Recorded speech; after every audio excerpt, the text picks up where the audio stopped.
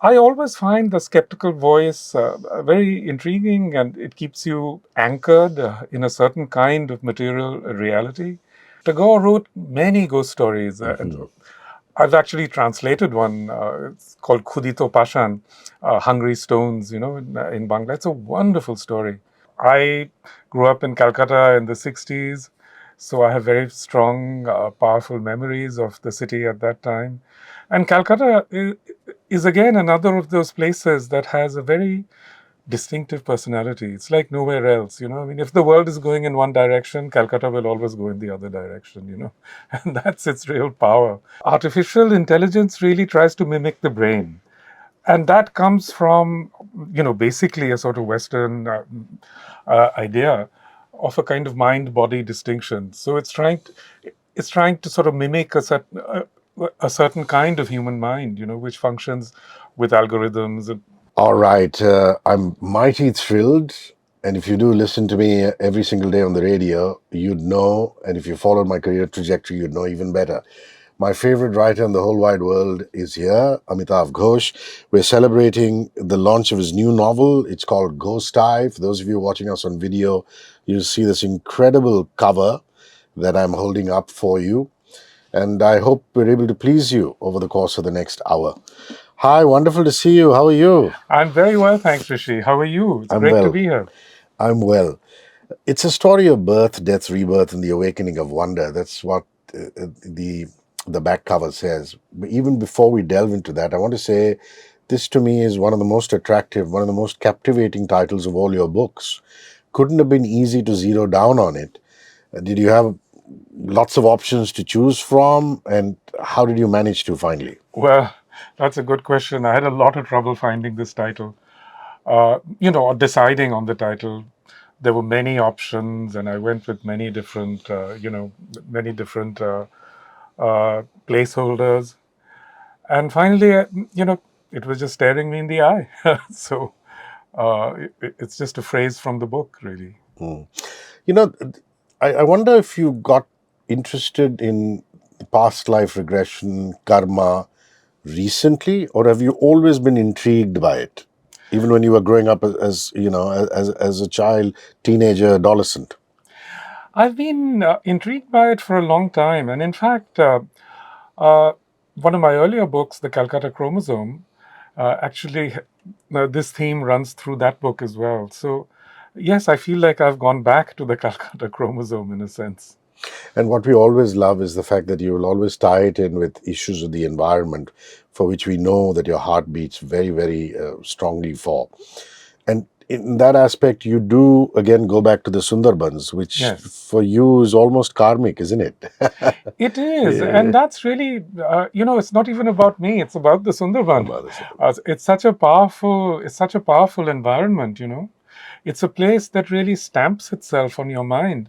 And once it does that, there are places in so many parts of the world which have that kind of power, and the Sundarban is one such place.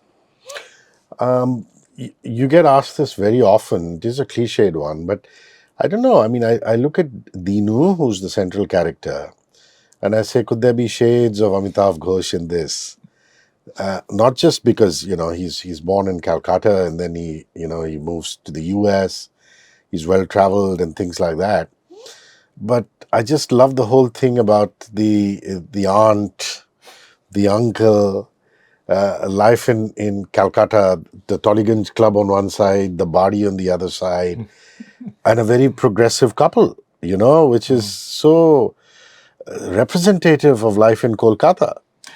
Yeah, I think it was. I mean, certainly. Look, the narrator Dinu in this book is not me. I mean, uh, but I mean, uh, our lives overlap in certain Mm. ways naturally. I mean, I grew up in Calcutta in the 60s, so I have very strong, powerful memories of the city at that time. And Calcutta is again another of those places that has a very distinctive personality. It's like nowhere else. I mean, if the world is going in one direction, Calcutta will always go in the other direction. And that's its real power. It's like a giant negation, of everything. So that was I've been wanting to write about that for a long time. In all my books, Calcutta figures in one way or another. And in this one particularly so, because I was trying to recall, the Calcutta of my childhood and my youth and what it felt like over there. And it was very exciting to do that, to discover that it still had such a hold on my imagination, my memories. And you do talk of load sheddings. Yes, yes. And, you know, there was an entire era where actually nobody calls it load shedding apart from Calcuttans. Yes, Otherwise, that's in right. Bombay, you'd say power cut. That's right. That's right. But the whole thing about load shedding and people streaming out into the streets to play gully cricket Yes, when the yes, communist government in power is called a yes, band, which is yes. such a regular occurrence, and then you have the swish set with the clubs and things like that. That itself is such a fascinating world, and I wonder. I mean, I haven't been off late. If remnants of that world still exist, I mean, this you talking the '60s, and of course, this book is a little around that time, and then later and things like that. But has it changed drastically? Do you still visit very often? Do you have a house there now? Yes, my parents' house. My sister and I share it, so I have an apartment there. And yeah, Calcutta is a strange mix. A bit, in some ways, it's changed completely. I mean, when I was a kid, we would hear jackals howling at night from across the street and so on. Now there's a giant mall right there where you can buy, designer clothes and that kind of thing. So it's changed in that way. And Calcutta no longer bears the sort of stamp of Marxist parties anymore, Yeah, really, because the Marxists were just completely sort of eliminated, really, as an electoral force. They're coming back a little bit, but the CPM was just wiped out, in the election some years ago. But at the same time, many things just continue in Calcutta in almost a Victorian way, you know. So if you go to these clubs, I mean, the Tollygunge Club, for example, I go there. I love to play tennis there, but it's such a strange mixture of things because, for example, you can't wear, a kurta to the club. it's like Wimbledon, wear only white. Yeah, I mean, in so many of these Calcutta clubs, you're not allowed to wear Indian clothes. I mean, men aren't. Yeah, Women wear the saris and all that. So it's a very, very strange mixture of a sort of a leftover Victorian era, along with, uh, strong left wing movements. Because, even though the communists have vanished, in many ways, their rhetoric, their approach has found its way in also into the Trinamool, So, it's all there, sort of simmering under the surface, if you like. And that's, it's these contradictions that make the city so interesting because also Calcutta is home to great wealth. I true. mean, Calcutta is as much a Marwari city as a Bengali city. Yes, and indeed, your principal protagonist is born in a Marwadi family. Yes. And again, that's fascinating for me because the Marwadis have been in Kolkata for centuries. A business community, they speak fluent Bangla, Good, yeah. and all of them, most of them used to live in joint families, Yes. employ local labor, and so that there's that one aspect of the Marwadis, the business community, and of course the Nepalis like Dev, who's one of the characters, you know, stylish guy with jeans and sneakers and things like that. Always, if you see them coming in from Kalimpong and Yeah. Gangtok, and finding jobs in the city Danny in Denzongpa, remember? Zongpa, Yeah. and you do it's a small part of it, but it spoke to me. He's technically illiterate, but then he finds a very attractive, educated bride, because of the way he looks and he carries himself. So I think it's so wonderful to read these things in your book. I mean, the central theme can be whatever, but this amazing melting pot of characters coming together. Uh, I mean, I just love it, Amitav. Oh, thank you. Thank you so much. Thank you. Okay, so now I'm going to come to a very important thing, which is the underlying thought behind this book. There's so much talk of artificial intelligence in this day and age that people don't realize that even if you get a machine to substitute your brain, our skin, our gut, which are so instinctively human, cannot be replaced. And therein it led to a fascinating discovery saying, that is something artificial intelligence will never be able to do. Absolutely not. So talk to me a little bit about that. I mean, it's wonderful. Thank you.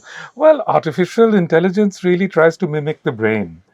And that comes from, basically a sort of Western idea of a kind of mind-body distinction. So it's trying to sort of mimic a certain kind of human mind, which functions with algorithms and so on. But actually, human thought is much, much more complex than what happens in our brains.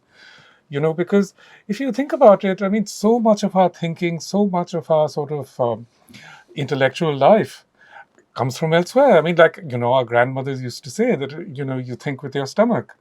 And that's really the case. I mean, it's shown to be the case because, your intestinal flora make a huge difference. If you have a disordered intestinal flora, it can completely rewire your brain.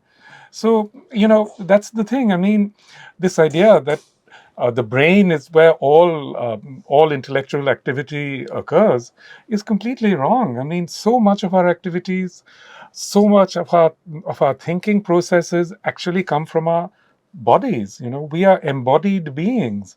So, for example, when they've done studies of this. If someone is being stared at, and you can try this as an experiment. I often do.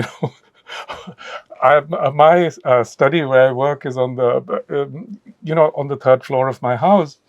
But often when I see people walking by, sometimes just as an experiment, I'll stare at them, and you'll see more often than not, they'll turn and look up. They can feel, they can feel you. So how does that happen? That happens through the body. Or, for example, premonitions. That's a very important part of human life. I mean, you're thinking about someone and suddenly they'll call. I mean, these things happen really. And all of that happens somewhere else. It happens intuitively, it happens instinctively. Intuition is such a major part, of our thinking and our way of being in the world. And machines will never be able to do any of that. I mean, machines don't have intuitions, machines don't have premonitions, you know. I'm not going to give any spoilers, but suffices to say, I will tell you about where the story catapults from. It's the story of a 3-year-old girl born in a Marwadi family, pure vegetarian, who's never been exposed to fish at all, who has vivid memories of eating all kinds of fish. And then this psychologist comes into the family's life. And I have to say, you've done a lot of research, even by Bengali standards, on fish. I didn't know there's such wide varieties of fish. I didn't know there was a species of fish which were able to climb trees. Yes. And it's not just Shoma, who's your psychiatrist, who delves into the types of fish. Later on in the book, there's Monty, her husband, who also knows about fish. And then, some other ghost eyes were into fish. So, when fish is placed in front of me, I shall never view it the same again. But is that enjoyable for you? I mean, is there where the Bengali genes kick in that you were able to research so much on the fish? I had so much fun doing that actually, because we Bengalis, we eat fish. Fish is absolutely fundamental to our lives. There's a saying, "Mache bhate Bangali," which is with fish and rice you become Bengali, and that's very much a part of our lives. It's a part of our culture. It's a part of our ecology. That's how we relate to our ecology, because Bengal is a land of rivers. So our fish, the fish that Bengalis eat, are freshwater fish. And very different, for example, from the fish that people eat on the West Coast and Kerala and so on. And we're very particular about this. We like our freshwater fish. And freshwater fish really abound in variety. I mean, there are hundreds of species. anytime you go into a market in Calcutta, you'll see the fish market is actually, to me, the most interesting part of any market in Kolkata. They're so beautifully displayed, and so many different kinds of fish. It's a complete experience. No one should go to Calcutta and not visit a fish market. It's a revelation about the ecology of Bengal. Mm. And even eels, not just fish, varieties of eels that you talk about. So very, very fascinating. Wonderful. Yeah, the thing is, there's the Shindor Nat.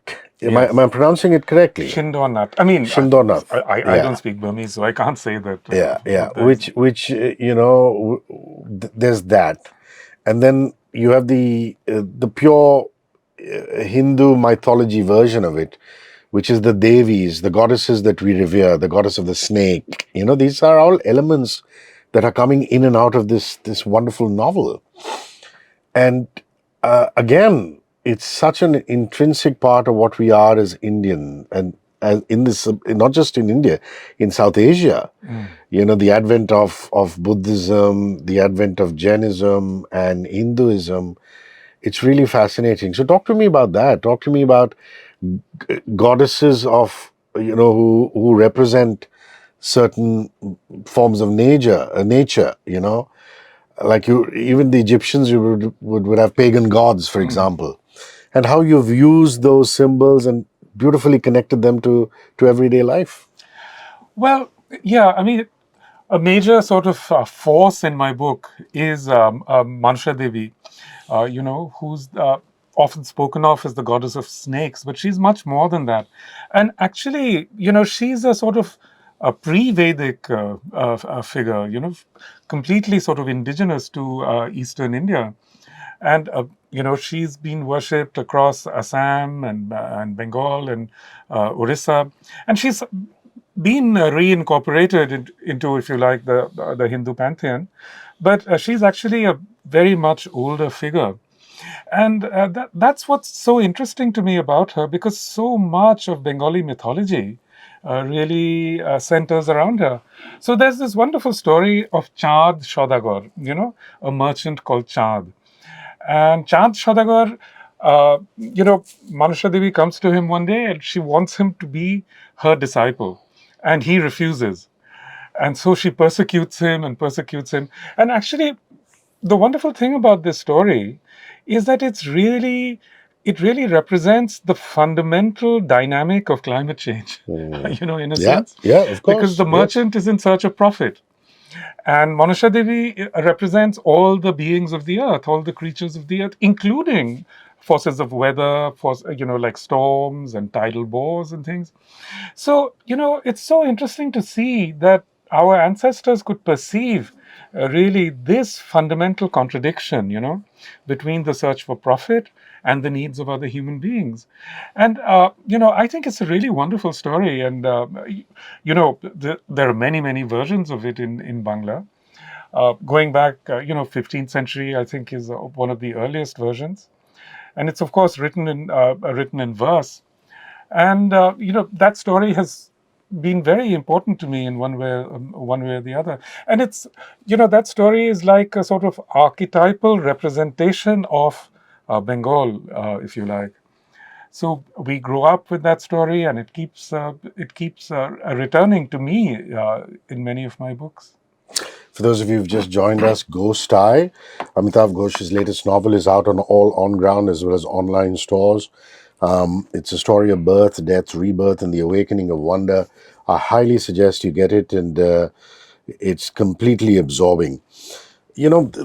When you speak of a story that spans generations, and you have to time travel, and you do that very beautifully in all your books. You will fritter from the current to the past and then come back to the present and things like that. Is there a structure that you follow, almost textbook like, because all writers have to follow certain rules, or is there a lot of gut feeling on that? When do you decide, hey, I have to take a time leap or a time jump? Well, I've been writing books for a long time, so I have a lot of experience of writing books, if you To like. put it mildly. But I have to say, with Mm, this book, it was not at all thought through, as it were, the mm, structure. In a strange way, this book almost seemed to come from outside me, you know, and it almost wrote itself. Honestly, that's not an experience I've had with writing any other book, because usually my books take a long, long time, years often. This one, it just came to me, and I just started writing it, and I wrote and wrote and wrote, and just wrote through from beginning to end, and it shaped itself in some mysterious way. I mean, I really don't know how to explain it. It's mm, it's kind of inexplicable. mm. And of course, there are the rationalists who will turn around and say, at one end, Amitav writes of climate change, which is so current, which is in a lot of ways scientific, even though most people choose to ignore it. It's such an anomaly, isn't it? I mean, we will turn around and say, oh, rebirth, past life karma, where is the soul? Does the soul come into another body? Oh, it's not scientific. And then we will ignore it. And then when there is science to prove what's happening with climate change, we'll still ignore it. Yes. So do we believe in science or do we believe in intuition? I mean, and they're both parallel themes here in this book. And in a lot of ways, you see all these pictures and videos of people when they're perhaps in a bhajan or a kirtan or, one of these evangelizing societies, and they're almost possessed by a certain spirit. The book has fleeting examples of that, of characters who are seers, who are able to interpret things in the future. The West has its fair share of it. You have a Oh guy yeah. who tells you where to break water, or who tells you where the tornado is going to hit and things like that. And in India, we've had that forever and ever.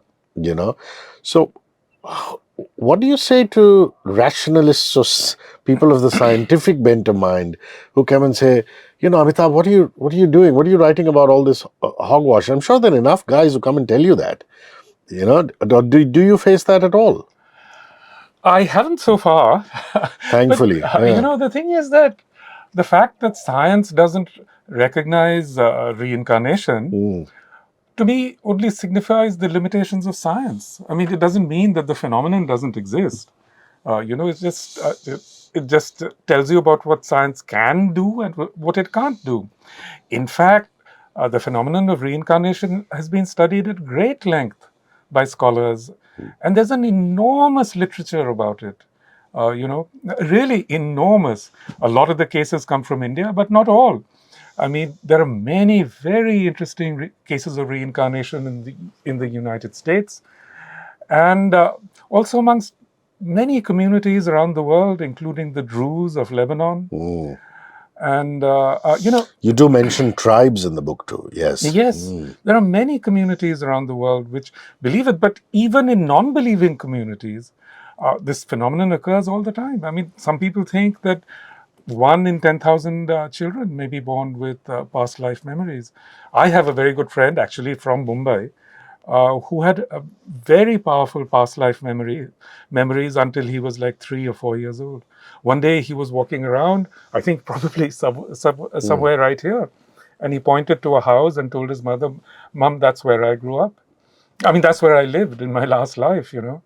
So this phenomenon definitely does occur. There's a huge amount of material about it. It's been extensively studied. The fact that science can't tell you anything about it really just tells you that science is actually a very limited way of knowing. And we've all always known that. There are many different ways of knowing, and science is just one of them. It's a wonderful thing in many ways. It teaches us. Uh, it, in this book, again, I refer to the science of ichthyology a lot. But science is not the only way of knowing. There are many different ways of knowing, and that interests me. Because as a writer, in a way, that's exactly what you're sort of exploring. This whole world of intuitions, premonitions, and so on. Where do you think stories come from? They don't come from science. you know. There is a bit of a comical bit where the aunt and the writer Dino and Shoma are sitting in a library in Brooklyn, if I'm not mistaken, in the U.S. The Midwest, yes. in the Midwest, sorry, and this she says something about Bugs Bunny popping up, and there's actually a rabbit in the corridor, and you're right. I mean, it happens so often. You think of somebody, and then they might call, and then it happens in more profound ways. Or I do like, and sorry if I'm gushing, I do like that Monty is the rationalist, and he questions Shoma, his wife, and he is a man of medicine. He's a Mm, doctor, mm, and she is a psychologist. mm. She's delves into the mind. I like that they both have processes. She writes and things like that. But he just dismisses it as hogwash initially. Then he gets out this incredible instrument and he says, "Let's measure what's happening with the tree," and things like that. And that's an interesting interplay. To have the husband and wife question each other, or at least the husband question the wife. Yeah, well, you'll see this also in the work of Rabindranath Tagore. Because Tagore wrote many ghost stories. And I've actually translated one. It's called Khudito Pashan, Hungry Stones, in Bangla. It's a wonderful story. And but you'll always see in Tagore's work, there's always this interplay, between the skeptic and the experiencer. And I think that keeps it grounded. It makes it interesting.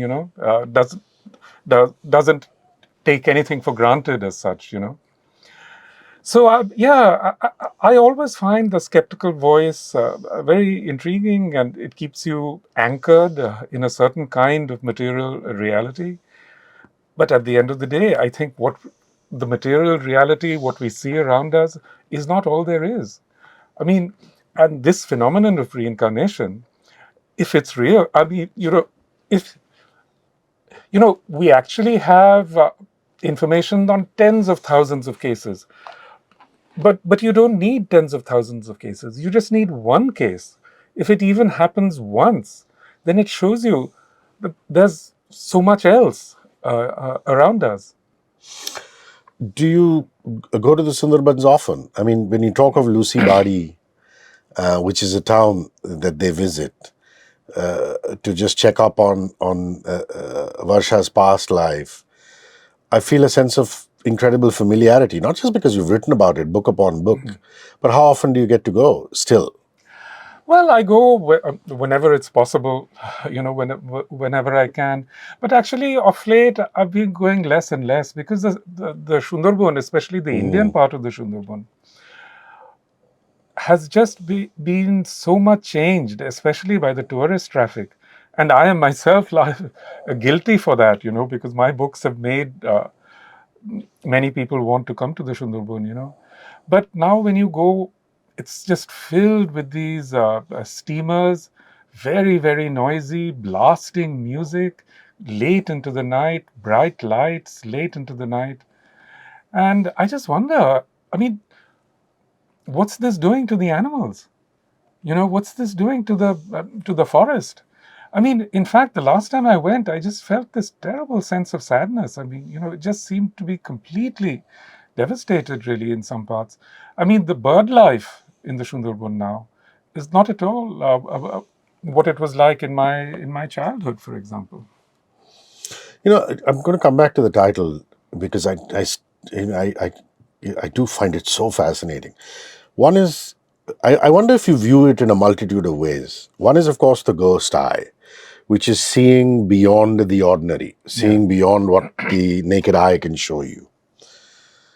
Then, the ghost eye is also viewed upon sometimes as the past having been erased. You know, do you view it only as looking beyond current vision, or would you put a multitude of meanings to it with regards to your writing when you were writing it? Well, the ghost eye is a Native American concept, and they apply to people who have different colored eyes, because that's a phenomenon. It's a medical phenomenon that happens. But there are Which is all what, sorry to interrupt, which is what Tipu, one of your characters, yes, himself yes, is going through. that's Yeah, right. yeah, He's developed that. yeah. But the idea for them, there are so many beliefs about eye color. I mean, in parts of India, Gray eyes are thought to be sort of very carry all kinds of special powers. Some benign, some malign. But so the Native American concept is that if you have these different colored eyes, one eye shows you one world, which is the material world, and the other eye shows you something beyond the material world. They look in different directions, if you like. And I think that's in many ways, what we as writers do. You know, we explore in part the material world, but we also explore some other part of what it means to be human. Yeah, and also in India we've had this concept of the tisri aankh. That's right. They The always third say eye. the third eye, Yes, which is yes. actually between the two eyes. That's right. And Lord Shiva, for example, is supposed to have that. That's right. That's right. So That's right. it's actually it's wonderful, isn't it? I mean, you put a title out there, and there'll be readers and fans like myself who will make what they have to make, and you're very happy to let that Yes, happen. yes, absolutely. Tell me about the cover. I mean, I think it's so. Again, for those of you in video, you'll have to go onto the Radio 1 International YouTube channel. If you're listening to us in audio, sorry, that's the limitations of the medium. It's very minimalistic and beautifully minimalistic. The color, the shape, and actually it's almost like a compact disc of vinyl, a part of a compact disc of vinyl. It occupies only one part of the book cover. Talk to me about the design of this. Sure. And did you spend a lot of time with your designer on this? Did she or he give you lots of options? I don't know. It's very strange. Usually nowadays, my cover designs come from India, and they're adopted around the world. With this one, it was completely different. Some of my cover designs have also come from the UK, but usually not from the United States. Actually, usually American covers are kind of dull, if you ask me. But my American editor one day just sent me this, and he said, "What do you think?" And I just loved it on sight. I mean, I think it's a marvelous design. And if you look at it very carefully, you'll see that the colors are very interesting. They're very vivid but very muted also. It's a really marvelous cover. It's very suggestive and it doesn't give anything away. I hate literal covers. Yeah, yeah. Yeah, but this one, it's just it's So splendid. who created this? I have no idea. My editor didn't tell me. Actually, in the age of AI, you can never tell. You're right. You're right. But as long as you feed in the right concepts, and that's very important. The Yeah. prompts, as it were. That's right. But this is truly wonderful. And do you work a lot on that? How much time do you spend on that, on the cover? The cover is very important for any book, but usually I leave the cover to my publishers and their design teams, and they send various options, and some options are just absolutely dreadful. Uh, you can sort of do away with them straight away. Some are very literal, but my American editor just sent me one option, this one, and I just loved it. And I noticed that unlike a lot of and really all you budding Indian authors in particular should acknowledge this. I find a lot of Indian authors are now insisting that their picture should be at the back. Really? Very prominently. Yes, you'd be surprised. Huh. And, I noticed that, yours is tucked away inside in a sleeve and things like that. I mean, you've always been an understated man, which is why we love you so much. But are there ever any discussions on where Amitabh's picture should be? Never. No. I mean, those authors must be very good looking. That's why they want their pictures. I'm so glad through it all, you'd never lose your sense of humor. Really, what is it that you hope that people will take away from Ghost Time? The thing that I really want them to take away from it is exactly this, that contrary to what many scientists would have us think, we actually know very little about the world that we live in. Knowing about the material world is not the same thing as knowing about the world. The world is very, very layered and complex and mysterious. And I really do think that until we recapture or regain our sense of wonder about the world, we will never be able to stop abusing our environments. It's losing that sense of wonder that has really led to this incredible devastation that we see around the planet. And we thought that the pandemic would help us pause and recalibrate. It helped us pause, but we're back and worse than ever before, actually. Yeah, at the time during the pandemic, there were people who said, oh, this will help us, as you say, recalibrate and so on. But, you know, in historical examples, that's never been the case. The 1918 influenza, the Spanish flu pandemic, was immediately followed by so much wild speculation that it led to the crash of 1929, 1930, And that's what I feared, and that's what's come to be. I'm curious to know how your younger viewers are consuming you. Are they doing audiobooks? Are they doing regular books? Are they doing e-books? What's the feedback you get when you go out on your speaking tours, for example? Um, Let me say, first of all, that it's a wonderful thing that I have a lot of younger readers, followers, listeners, and so on. And they really turn out for me. And I mean, I just did an event in New York, and it was overwhelmingly just young people, you know. And it's a strange thing that at my age, I'm a grandfather now. I suddenly discover that young people come to me, and they sort of say to me, uh, you know, what is the answer? And I find myself in that Gertrude Stein position, saying, "What is the question?" you know, so it's a very strange thing at this moment in my life that young people. I think what it is that my books, my thinking really resonates with a lot of young people because they, like me, understand that they are living in a world that's heading in a very, very dangerous direction, that they will not be able to have the lives that my generation had. And this is a very keen awareness especially in the West, I would say, amongst young people in the West. Many of them are filled with despair.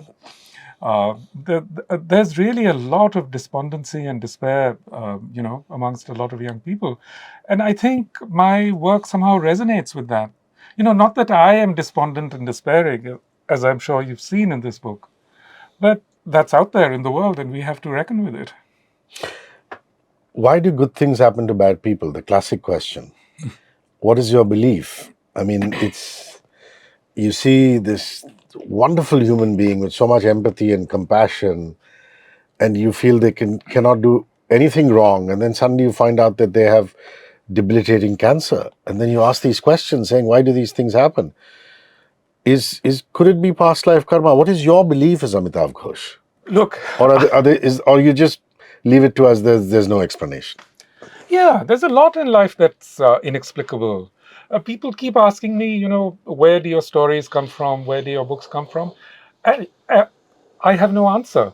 I mean, these are mysterious, inexplicable things. You just simply don't know. There's so much we don't know.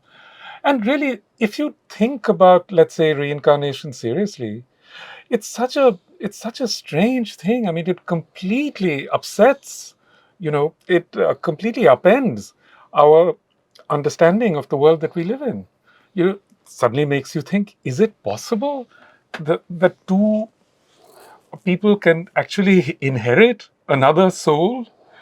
How does that work? I mean, I don't know, but I know that it happens. And you do say in the book that these are people who have perhaps had not such a simple, happy life, maybe abruptly ended Yeah. by a snake bite or by floods or whatever it is. And then, there is no answer really on what is the interim period between Yeah. one life and the other. These are all unanswered questions. But there's enough merit in that for us to pause and think. Yeah, in the research, and there's so much research, as I said, that's one of the really mysterious things, that a lot of the people who are reborn or die a very terrible death. in war or through murder often. Sometimes the reborn child actually recognizes the murderer. There have been several cases like that, uh, you know. So it's a very, very mysterious thing. I mean, how this happens, why it happens, we just don't know. Uh, you know, at the end of the day, it's a part of the great mystery that is life. They say writers still have to have discipline. Yes. And that's what all senior writers tell junior writers. When you look at the beginning of your career and now, years and years and years of writing and putting out these incredible books, are you still able to put in as many long hours and disciplined hours? Do you time yourself? Do you have a morning golden hour where you write, or do you write anytime? I don't know. No, no, no. I've always been a very hard worker, and a very, discipline comes naturally to me somehow. But I shouldn't say naturally. It's also something that you inculcate. But I get to my desk at about I start writing around 10 o'clock in the morning, and I write through the afternoon with a break for lunch, and that's been my life forever. Wow. So now it has a dynamic of its own. And there are no cheat days. Like, for example, when you're on a diet, you say, on Sunday, I will eat anything. Is there a non-writing day, or this is every single day? This is pretty much every single day, except that Wow. every now and then my wife will sort of yell at me and say, "No, you can take this weekend off or that day off." So, yeah, other than that, I really just am at my desk all the time. There was a point in my life where I said, "No, I'll stop writing by 1 o'clock, and then I'll do something else." But then, you know, 1 o'clock came around, and I thought, what do I do now? you Wow. know, And are you always sat at your desk, or do no. you do what the current physios tell you, which is walk around a bit, come back, write for a bit, walk around a bit, and do you do that? Yes, I do that, and I had a standing desk for a long Ah. time. Yeah, yes, a standing desk was great actually. No, pardon my asking these things. I always wonder when he was writing this, how is he writing this? And I picture you. So now I picture you standing and writing portions of it. Wonderful. I can't thank you enough for coming. It's not easy making this trudge to central Mumbai. You always do it. You've been so generous with your time over the last decade for me, and I'm eternally grateful for you indulging me every time you have a new You're novel a out. wonderful interviewer. I love your program. I love doing these shows with you. You're a great reader. You read really well, with real insight and understanding. So it's always a pleasure for me to be talking to you. Thank you very much, Amitav. Okay, here it is. A novel by the great man. Sorry, I'm putting him on the spot. Amitav Ghosh, Ghost Eye. It's out on all on-ground as well as online stores. Please go get it. And really, it will draw you into this incredible world that he has built. Thank you very much. 94.3 Radio 1.